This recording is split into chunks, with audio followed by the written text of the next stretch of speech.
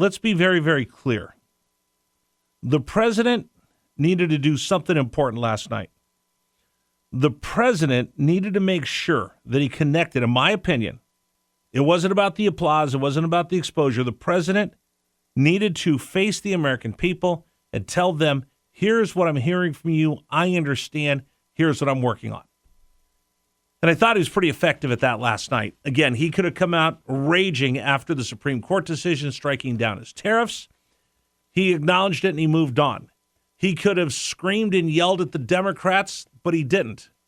What he did was he allowed the contrast between the Republicans standing and the Democrats sitting and the theatrics. And the Democrats took the bait last night. Here's how I know. This wasn't just the State of the Union. This was a test. It's a test whether the president understands why people feel the way they do and how they feel squeezed right now. And it's a test to admit whether the Democrats are willing to admit they had a hand in this as well. Last night wasn't about applause. It was about exposing what's really going on in Washington, D.C. Follow me here. For months, we've been told over and over and over again, inflation's getting better. It's cooling down. But my grocery prices don't feel better, nor do yours. Insurance rates aren't coming down, and the rent is still due, and it's still too darn high.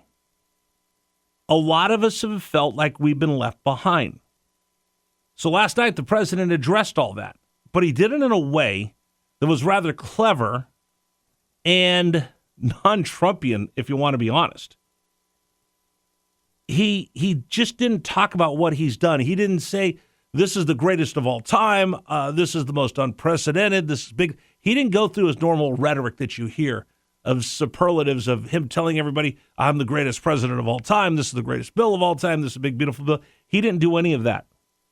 Instead, what he did was he had the Democratic Party sitting there in front of him, at least the ones who wanted to show up, and he just told us to look at the contrast between the two.